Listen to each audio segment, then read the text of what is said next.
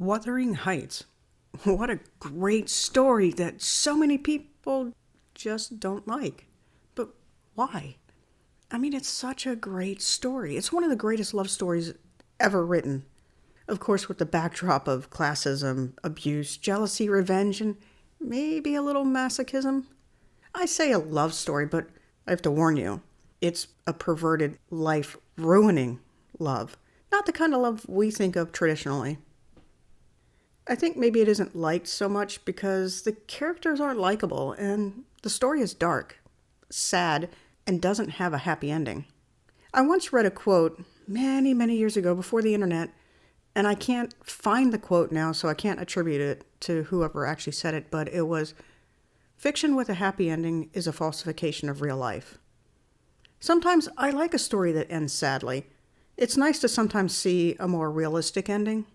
I mean, we all don't get to go off into the sunset living happily ever after.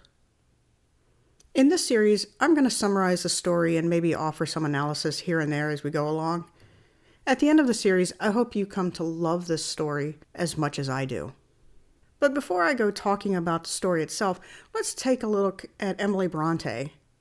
This was Emily's first, and sadly, only novel. No, she isn't the Bronte who wrote Jane Eyre or Agnes Grey. No, those are her sisters, Charlotte and Anne, respectively. Emily was the fifth of 6 children. Her first 2 siblings didn't make it until they were even 12 years old, probably due to tuberculosis.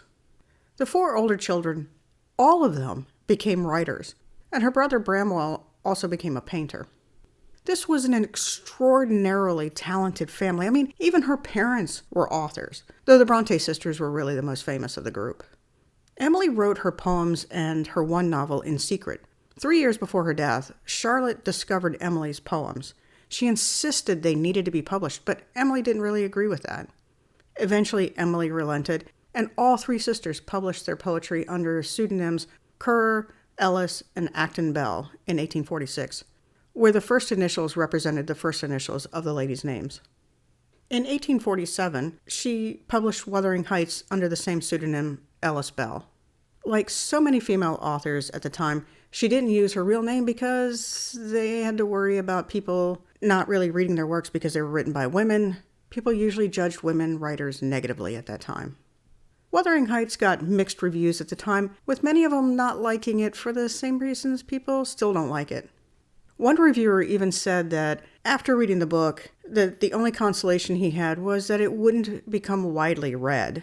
Now, I haven't been able to verify this review, but since it seems so completely off base, I'm guessing it might not be true. Like so many other great novels, Wuthering Heights' greatness and importance to literature wasn't seen until many years after the author's death. So why didn't Emily write another novel? It wasn't because of the bad reviews, because though reviewers didn't like the characters or the situation, they definitely recognized Emily's writing skills. Well, in September of 1848, she developed tuberculosis. She didn't trust doctors or something, so she refused to take any medication for it at all, and in December of 1848, she succumbed to the illness.